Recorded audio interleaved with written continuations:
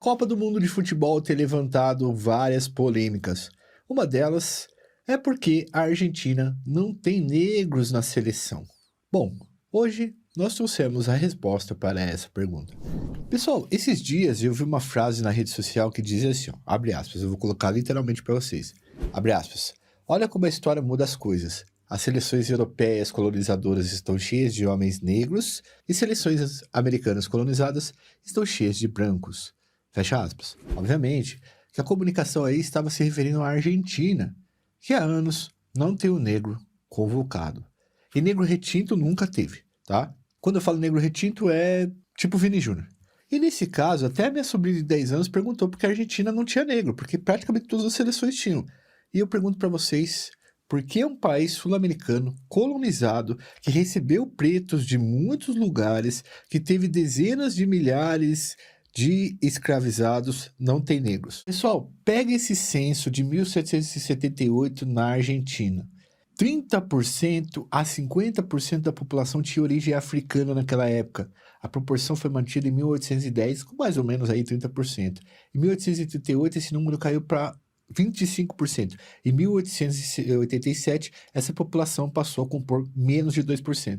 Mas que diabos aconteceu para que essa população passasse a ser 2% e depois 0,7%, mais de 30% a 50% para 2% em menos de 100 anos, em menos de um século. É aí que está a história, tá? Mas a que se deve essa queda de 30% para 2%? O que aconteceu com os descendentes de africanos que viviam no país? Há diversos fatores que explicam a redução estatística dessa população.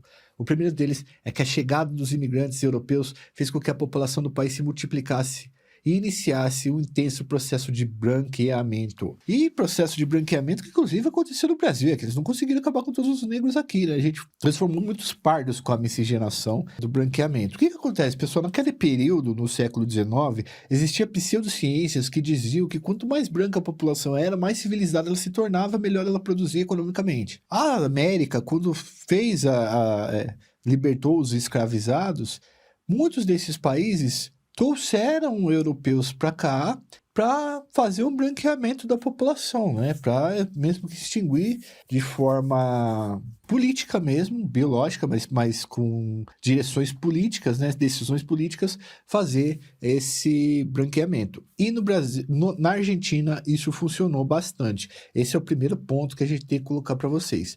A imigração em massa de europeus para lá acabou diminuindo a quantidade de população negra, beleza? Além disso, segundo historiadores argentinos, os negros sempre ocuparam a linha de frente de todas as guerras. Isso que eu queria falar para vocês. Nas guerras que a Argentina travou no final do século XVIII, início do século XIX, até final do século XIX, que muitas delas eram guerras de independência, os negros eles eram colocados na frente de combate mesmo. Os pelotões negros iam como bucha de canhão para os brancos não morrerem, tá? Guardem isso. Foi um assassinato. Os caras mataram os negros deles, tá? Mataram, no meio de guerra mesmo. Durante o século XIX, os negros chegaram a ser usados como isca para os inimigos durante as guerras.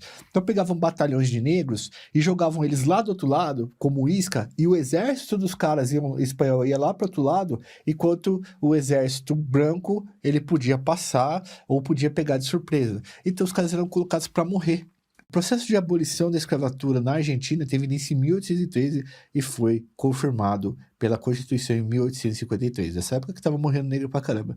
Vivendo em bairros afastados da capital, enfrentando situações de extrema miséria, os ex-escravizados sucumbiram diante da epidemia de febre amarela que se espalhou pelo país em 1871. Olha só que fita. Como a Argentina não tinha estrutura para tratar todo mundo com febre amarela, eles deixavam os negros morrer e iam tratar os brancos. Então não foram só assassinatos na linha de frente da guerra e o assassinato de genes, né? Com a questão do branqueamento trazendo os europeus para cá. Foram também assassinatos biológicos de patologias não tratadas. Todo esse processo foi fazendo com que a proporção de afrodescendentes no país fosse se tornando cada vez menor. A realidade da seleção argentina reflete o que acontece no país.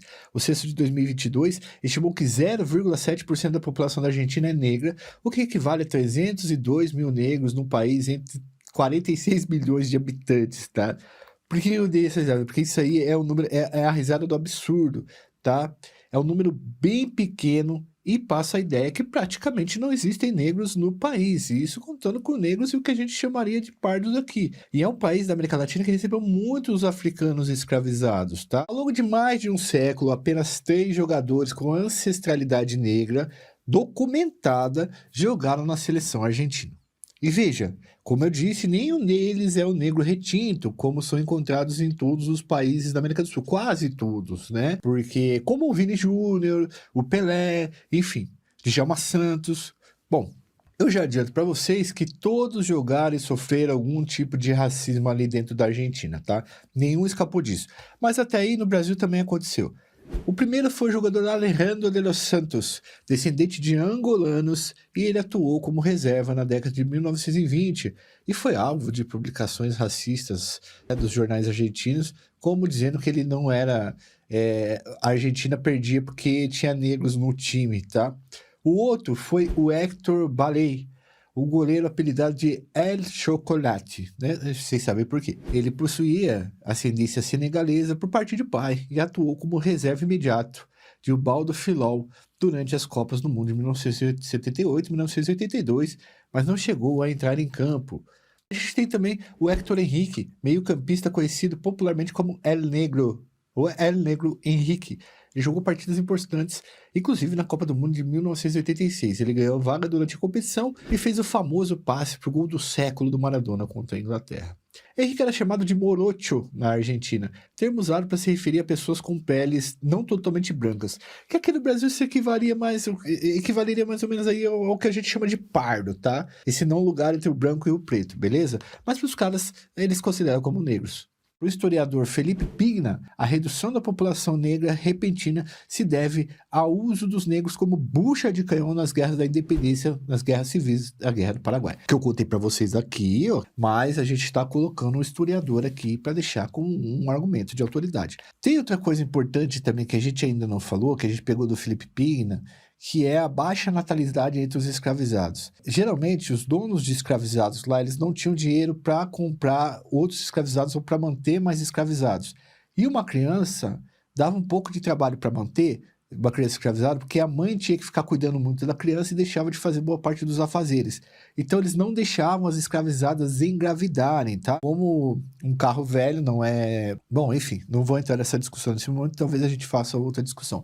Mas eles não deixavam as negras engravidarem ou faziam abortos para que ela não parasse de trabalhar, tá? Então, faz esse sentido aí, fazia isso, baixou bastante a natalidade, né, entre os negros aí.